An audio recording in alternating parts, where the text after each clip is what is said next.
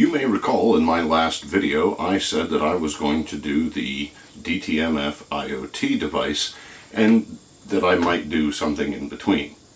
Well, this is the something in between. I also mentioned that my wife and I were going to buy a travel trailer. This is that travel trailer. So I'm going to be doing all kinds of customizations and mobile smart home stuff, starting with setting up my tire pressure sensor and also setting up the app for my control panel, which is over here. I will be doing some other modifications to those control panels, the charging system, probably the heating and cooling systems, and all kinds of other stuff like lighting and other entertainment stuff. So, you know, hopefully you like that. If you would like to see those videos, let me know in the comments. If you would not like to see those videos, let me know in the comments. Either way, let me know in the comments. And don't forget to hit the like button if you dig this. I am now going to attempt to set up the app, and then I will set up the tire binder. Now, there's a QR code here that leads to the app, but then there's another one specific to the One Control app. I'm going to try to do that now. Oh no, of course. It wants my VIN, which I think is only on the outside. You know, because that makes all of the sense. Alright, I'll be back.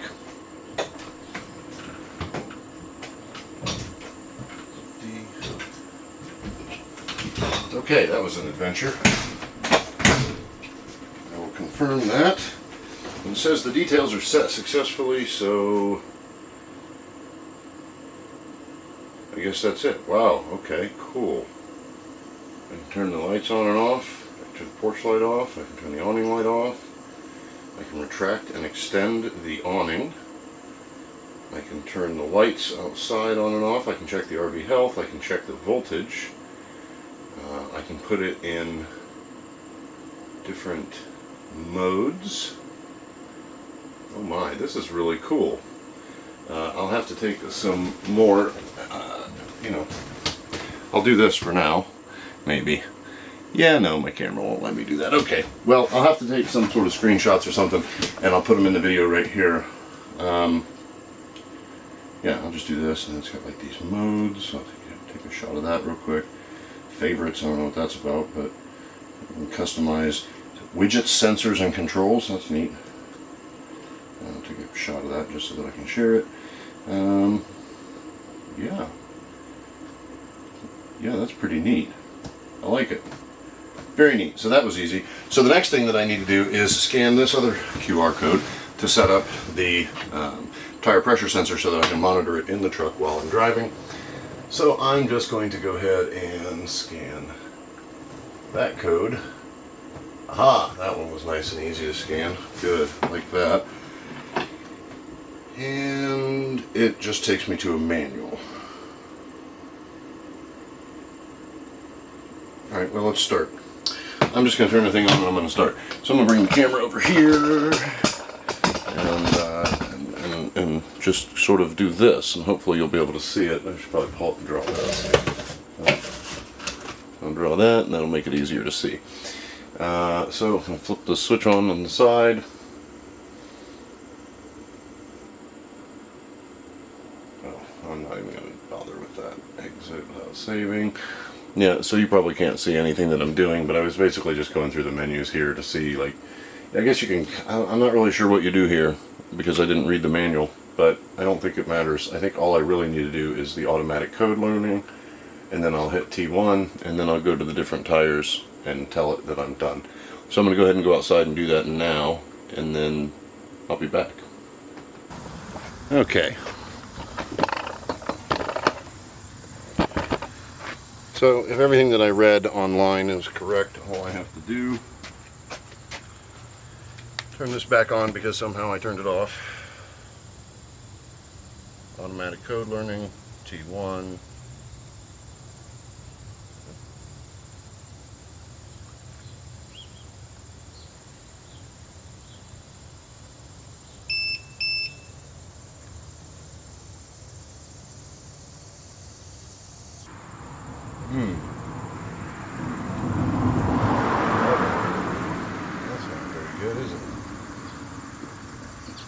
Let me try it on the other side.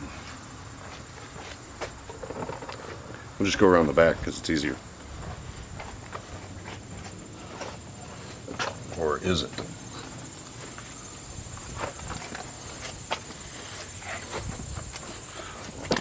Trying not to show you my trash cans, but there it is.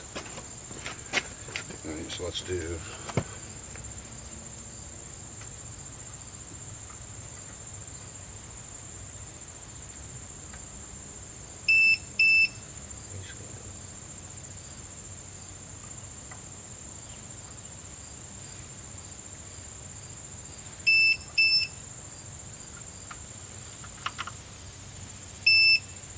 Ah, there we go. Okay. So now I gotta go back to the other side and do it the correct way. There we go.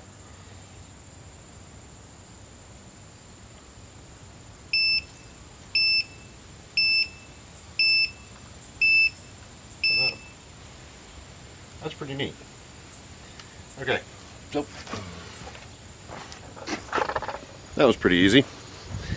Now the next thing that I need to do, what is the next thing I need to do? There were three things and I can't remember what one of them was. Set up the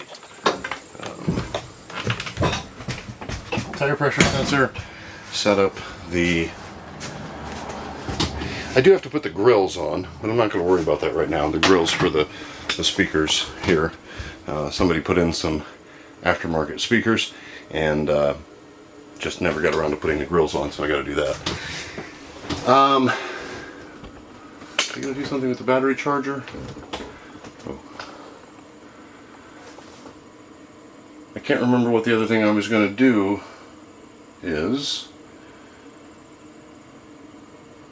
I guess I could show you some of the amenities that are in here. One is the television up here, which has, it runs on 12 volt or 110.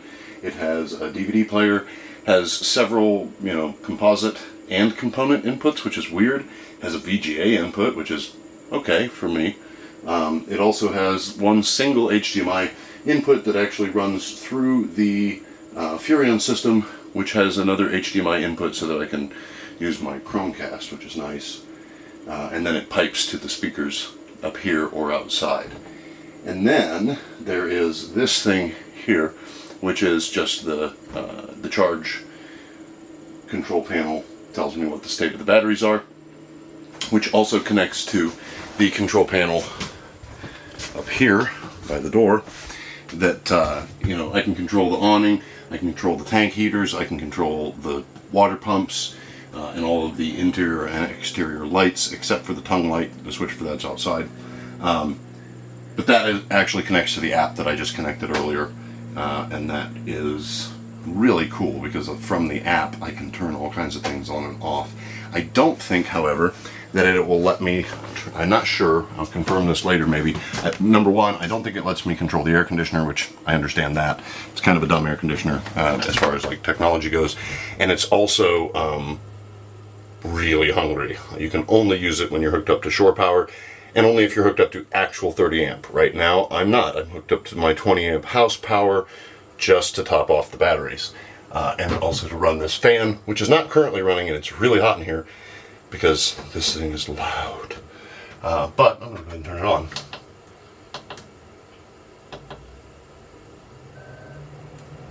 Oh, and now I'm getting a call.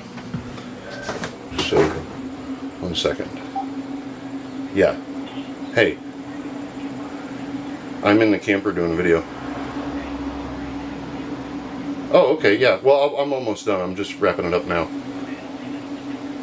Okay. I love you too. Bye. Intercom system. See my last video. Also, I will actually be adding an ATA, an analog telephone adapter, to this camper, and I will be mounting a phone, a kitchen phone, here, so that I can do the same thing, because this also has a Wi-Fi ranger, and I can do some tricks with it, including having cellular internet, which I may do. I don't know yet. Not sure exactly what I want to do there. It all depends on what we end up doing. The idea behind this thing is that I can travel to all of the different places that I travel to do projects, but it's also, you know, I want to be able to boondock, which is to run without shore power and without external water for as long as possible. Obviously, the water is not indefinite, and you have to dump your gray and black tanks if you use your bathroom. Definitely have to dump the gray water, at least, if you use the shower or the sink. So, yeah, we're just going to see how that goes. We have a trip planned to a previous video's location in Baton Rouge, where I am going to help a homeowner finish their low voltage switch setup. They already have the Shelleys installed, they just don't have a way to control them from the existing low voltage wall switches. I'm going to sort that out.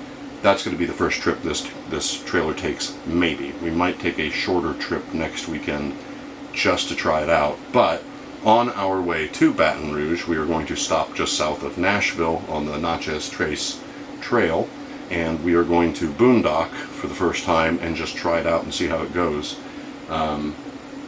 Yeah, and then I have external solar power that I'm going to be connecting. It has a 400 watt solar panel on the roof. It has a 100 watt or a 1000 watt inverter.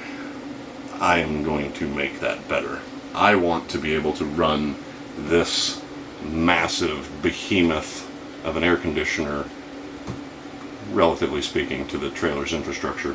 I want to be able to run it, which means doing some tricks like slow starters and, well, anyway, doing some tricks. I'll do videos on that later. And it may not be necessary if the ventilation works well enough. Right, I think that's, most people kind of do that. So right now, you can see it is currently 90 degrees Fahrenheit in the trailer, quite warm, but there is this very refreshing draft coming in because I just turned the fan on in the bathroom, which is probably wrecking my audio if bouncing the camera around and getting close and far from it didn't already. I'm using the new R50, which I never really told anybody about, but I have a new R50. And I'm using the onboard microphone at the moment because I'm lazy. So hopefully that sounds okay. Again, if you liked this video, which I don't know how much of this I'm going to cut up, I just kind of started recording and went. But if you liked it, make sure you let me know by smashing the like button. And, you know, comment if you like this, if you have camper experience yourself, if you have mobile smart home experience or something like that. Or you just want to tell me something random, go ahead and let me know in the comments. Thanks for listening to me ramble, and I hope you'll join me for future videos as I continue exploring and building smarter circuits.